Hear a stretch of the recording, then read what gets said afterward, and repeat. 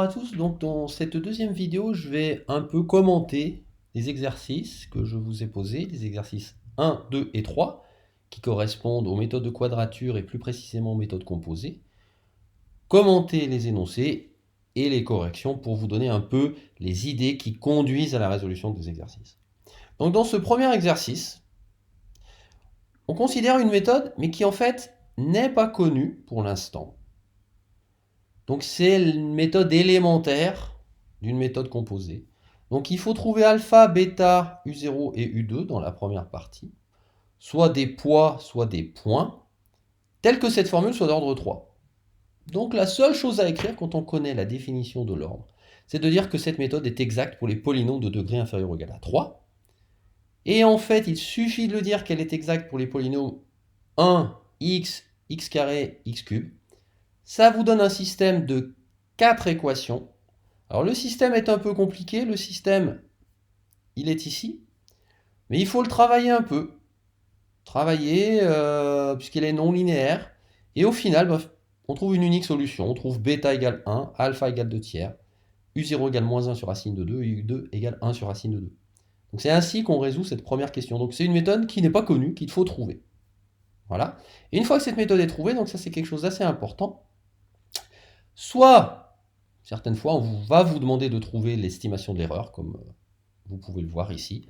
Ici, on vous la donne, on vous la propose. Et le but ensuite, avec cette estimation d'erreur pour la méthode élémentaire, c'est d'une part de décrire la méthode de quadrature élémentaire sur un intervalle a0 à 0 plus h, puis ensuite de l'écrire de manière générale pour l'intégrale de a à b de f, et de trouver l'erreur commise. Donc, en gros, c'est à chaque fois un changement de variable qu'il va falloir faire. Un changement de variable pour passer de l'intervalle moins 1, 1 tout d'abord à l'intervalle a0 à 0 plus h. Donc le changement de variable, il est donné ici. Voilà, il n'y en a qu'un. Changement de variable affine. Et qu'est-ce qui se passe? Il y a un certain nombre de coefficients qui apparaissent. Ici, le h sur 3, il va venir en fait du dt. Parce que le dt, c'est pas le du. Donc il y a un h sur 2 d'écart qui va se compenser avec le 2 tiers. Ça va faire du h sur 3. Et puis les points, ils sont évidemment entre A0 et A0 plus H, cette fois, répartis de cette manière-là. Voilà, donc c'est un changement de variable qu'il faut faire. Et attention à ne pas oublier le dt qui se transforme. Il n'y a pas que f qui se transforme, il y a aussi le dt. Voilà.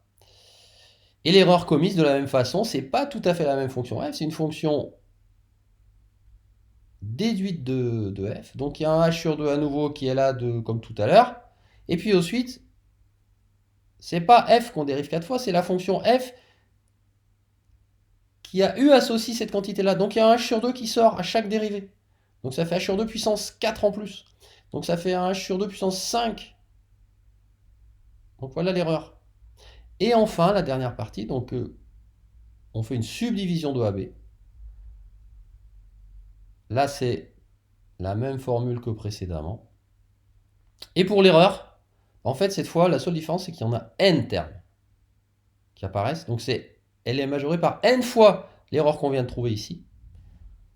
Donc, finalement, si on fait h égale b moins a sur n, puisque, comme il est dit, on a n plus un point, donc n sous intervalle, donc un pas uniforme égal à b moins a sur n, ça fait donc cette erreur-là. Donc ça, c'est vraiment quelque chose de très important, j'insiste, qu'il faut savoir faire. Quand on a une méthode élémentaire sur moins 1, 1, on a l'estimation d'erreur, et bien il faut arriver à écrire la méthode composée, comme ici, et à trouver l'estimation d'erreur associée. Voilà, donc ça c'est vraiment important, cette partie-là. Alors exercice 2, je vais aller très vite parce que cet exercice, on l'a déjà vu. C'est de l'interpolation d'Hermite en fait, au départ. Je l'ai posé dans un contrôle précédemment. Donc ça fait appel à l'interpolation d'Hermite. Ce résultat, il y a plusieurs façons de le faire, comme on l'a vu. Il y a une preuve non constructive. Et puis une preuve constructive, là, dans ce cas-là, on fait à la fois la question 1 et la question 2. Sinon, on le fait en deux temps. Donc ça a été fait dans le dernier TD, me semble-t-il. Un des derniers TD en présentiel. Et ainsi, on a un polynôme d'interpolation d'Hermite. Donc ce polynôme, en fait, il approche une fonction, donc c'est dans la question 3, et ses dérivés, au point 0 et 1. Et c'est un polynôme de degré 3.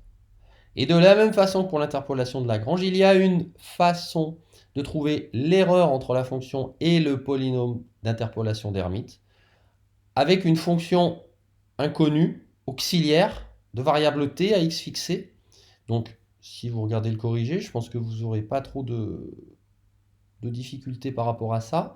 Donc voilà, ici je fais la preuve non constructive pour la question 1. Pour la question 2, il faut résoudre un certain nombre de systèmes. Là, je les résous de manière formelle. Et donc, ça me permet, en substituant 4 fois, de trouver P1, P2, P3, P4. Voilà. C'est une résolution de Gauss formelle, en fait, si vous regardez. On voit qu'il y a unicité, donc c'est le seul polynôme qui convient et qui s'écrit somme des alpha IPI. Et puis donc voilà, la question 3, c'est cette fonction-là, classiquement. Il semble que dans les derniers exercices, vous l'aviez deviné vous-même. On la dérive un certain nombre de fois, on regarde à chaque fois où elle s'annule. Donc ici, elle s'annule 3 fois en départ, en 0, x, 1, mais on rajoute 2 points quand on passe à la dérivée, dérivée en 0, dérivée en 1 qui est nul. Donc à l'arrivée, etc., on arrive jusqu'à 4 fois. G4 s'annule en un certain xi, et dire que G4 s'annule, quand on revient à la définition, ça dit que F4 de xi égale à ça, ou si on lit à l'envers, F de x moins P de x égale F4 de xi fois pi de x sur factoriel 4. Voilà. La dernière question, elle est spécifique, donc aux méthodes de quadrature. Donc l'idée, c'est d'approcher f non pas par un polynôme d'interpolation de Lagrange, comme on l'a vu pour les méthodes composées, mais par un polynôme d'interpolation de Hermite. Voilà. Et comment on va procéder? On va montrer qu'elle est exacte pour les polynômes, ça c'est par définition, comme pour les méthodes composées avec l'interpolation de Lagrange. Par contre, pour calculer les poids, eh bien, on va céder des polynômes élémentaires, puisqu'on va écrire PF sous sa forme obtenue précédemment, ici, avec les alpha i qui valent ces quantités, les pi qu'on connaît, et on va faire un certain nombre de calculs d'intégrales. Et voilà ce qu'on va trouver. On va trouver des poids 1 demi, 1 douzième, 1 douzième, moins 1 douzième, donc négatif, peut-être pas très bon. Et puis surtout là, l'intégrale, elle n'est pas approchée par une somme de fonctions, de valeurs de fonctions à certains points, mais aussi par des valeurs de dérivées de fonctions. Voilà, donc elle n'est pas une méthode classique, donc celle qu'on a pu voir. C'est une nouvelle méthode qui s'écrit comme ça. Voilà, donc cet exercice, il mêle l'interpolation de Lagrange et l'interpolation d'Hermite, et puis aussi des petits calculs de poids, donc de polynômes. C'est assez long, cette dernière partie de calcul. Voilà.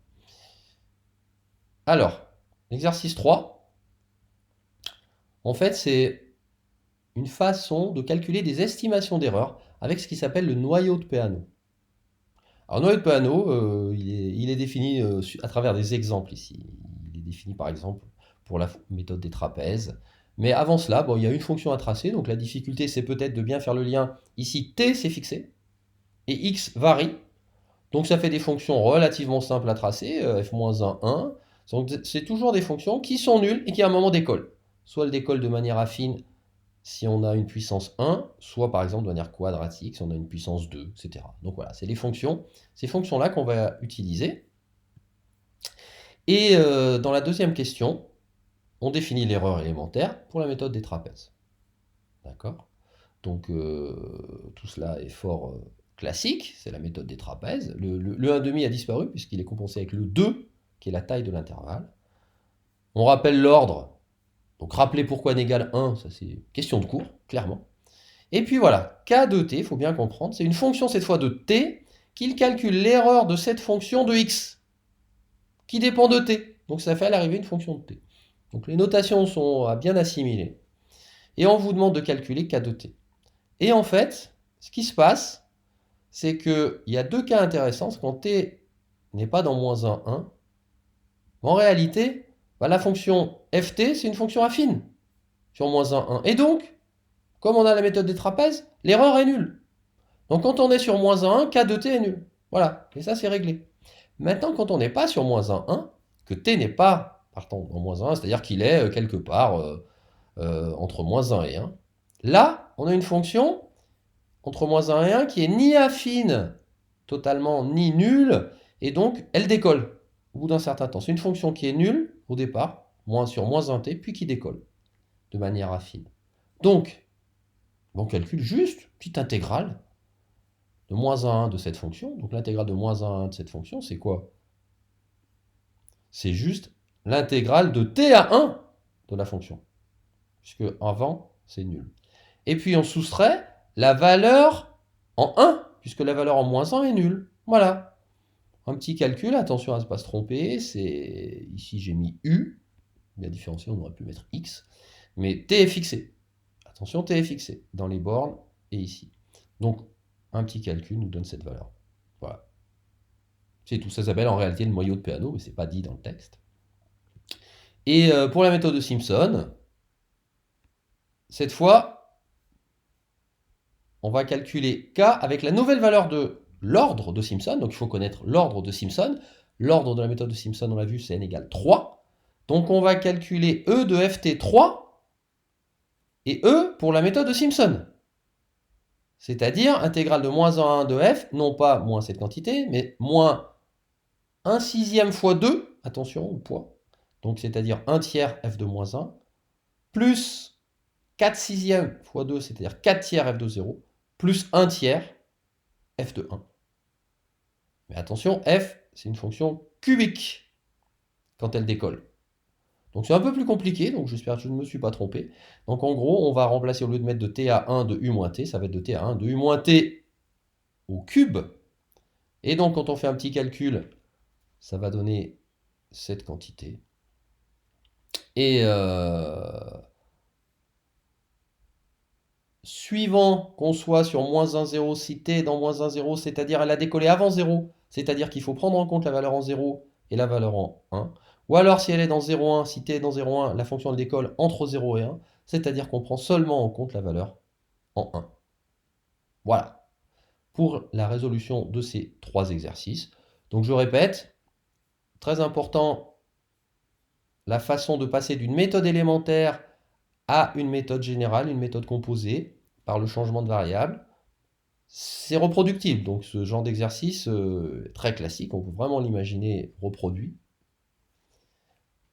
On parle de l'interpolation d'Hermite, donc faire le lien entre interpolation et calcul approché d'intégrale. C'est important, parce que c'est une façon de calculer une intégrale, c'est remplacer une fonction par son interpolé de Lagrange ou d'Hermite. Voilà, donc ça donne une nouvelle formule, on a des poids à calculer, qui étaient d'ailleurs explicitement donnés. Quelques calculs à faire, des calculs d'intégrale de polynômes. Et puis ici, je pense que c'est les notations qui sont vraiment importantes à bien assimiler.